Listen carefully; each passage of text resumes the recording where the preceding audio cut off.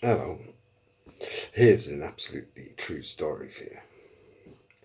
Where I go to buy a sex toy from a sex shop in Newcastle.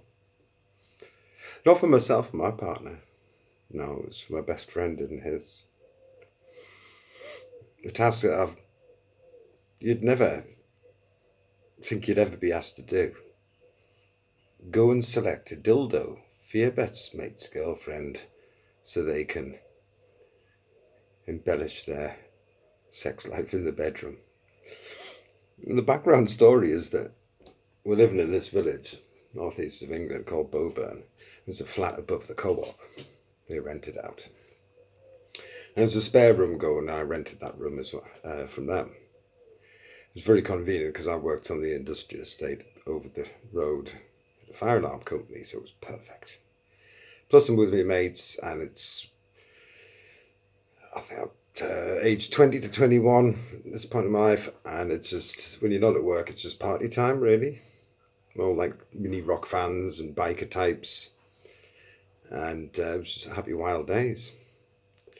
I'd met this lovely lass from a nearby village, and things had got serious between us, and things were developing in the bedroom, we're having fun, whatever. I'm not going to go into these sick details.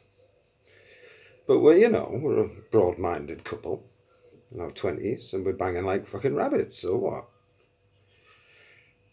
However, for my dear friend there and his partner, apparently it turns out his sexual ability isn't anything like mine, and basically my friend's girlfriend is subjected to P&O ferries. It's just a roll on, roll off job when you get to the other side. She barely gets any full satisfaction. Once he's done, that's it. He's just no idea how to satisfy a woman properly.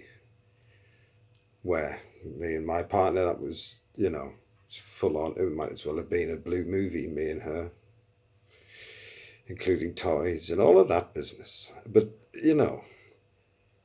because we lived at the flat, the two girls got together, and two women get together and they start talking. And then they start comparing notes, because like me and my mate are sitting there chatting about lads' things and drinking beer and getting stoned and what have you.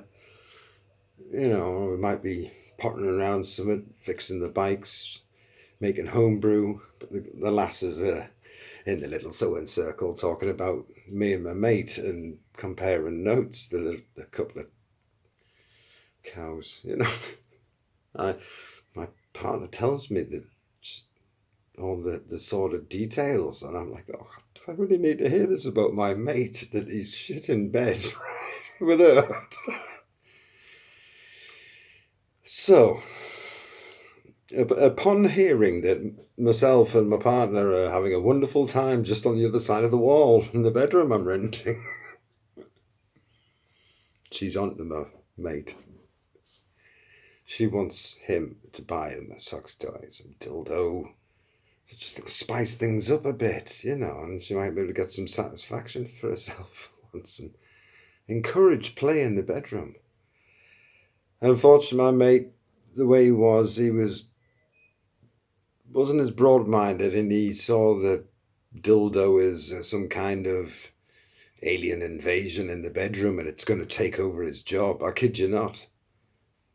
That was his stance. It puts him out of a job. No, it doesn't. Dickhead.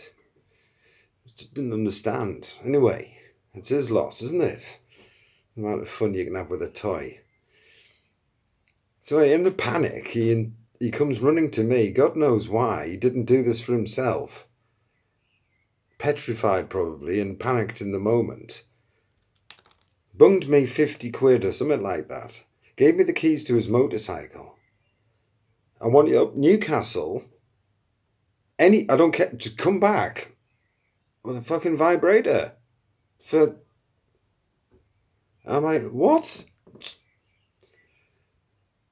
Keep the change. The bike, the tank's full. Enjoy yourself on the bike. I'm not even insured on the bike. Just go. I'll cover it. Had money, Okay, well, I hadn't passed my fucking license at this point, and I'm suddenly, all right, I've got 50 quid in my pocket. I'm going to ride a bike to Newcastle. Well, I shouldn't be, and I've got to go and buy a sex toy for my best mate's girlfriend. So I get to Newcastle, and the only fucking place I'd ever heard of is Fen Bookshop. Right? Just off the edge of the main part of the town. It's the only place I knew. I didn't know, you wanted it now. Couldn't buy one online. Didn't have the internet. Mail order would have taken a month. Sven Books, right, that's the only place I know of.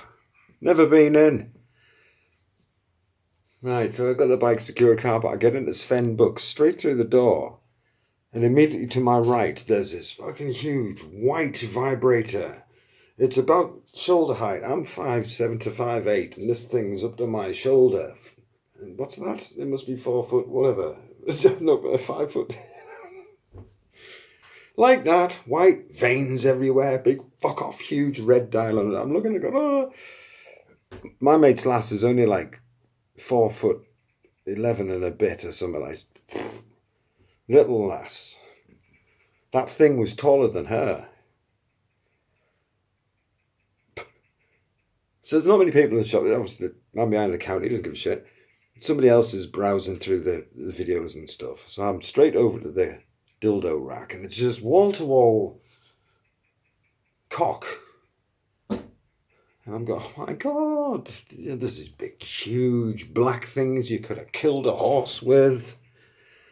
You know, things with baubles and beads and double this, that, and the other. And, you know, you get fucking Star Trek ones. I can't come back with something that looks so realistic that, you know. And I'm trying not to think of her using the damn thing either, which is just, ugh. So I come away with this little 6-inch plain thing, you know. Put it in a bag, mate, you know. I can't remember how much it cost. I got a good amount of change for this fucking ordeal I'm being put through, right? Straight back on the bike, get back home safely before anybody knows what's happening. You know, it was almost like some comedic thing when I got back to me mate and I've got this thing under my leather jacket. You know, we're looking around and the lasses aren't about it. You got my brown bag swap, and he's like, he's off in the bedroom to hide the fucker.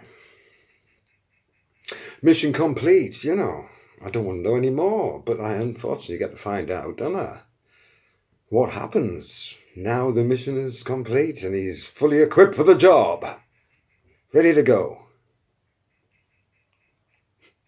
They tried it once.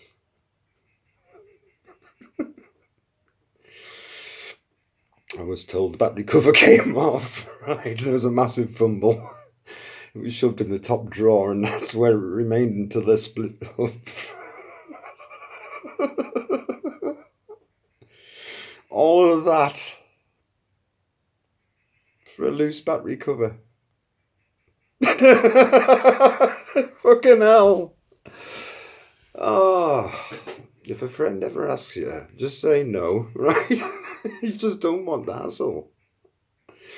Hey, God. I'll tell you what is better, though. I don't know if any of you out there have ever done this with a partner and you've got to know them well, and that's go to a sex shop when you're well on as partners. Go shopping, maybe get some nice clothes, or maybe buy a toy or something, because you're going to have a nice night together. Whatever you want to do, it's your business. I've done that before, and you know, being a bloke, you know, you're practically coming in your pants at just the very thought of what you're doing. No, I'm joking, but you know, you're getting built up to it all. Why not? You know, we're adults, aren't we? We can have some fun. Well, I don't have any fun anymore. I'm 55 and crippled with medicals over tumours and other problems. Nobody wants to know me, but you know, that's the fucking life. Just get on with it, you know. Hey, God. Here, anyway, crazy story about having to buy a sex toy for my friend's girlfriend. Jesus Christ. Well, we'll never see the likes of those days again, that's for sure. Catch you later.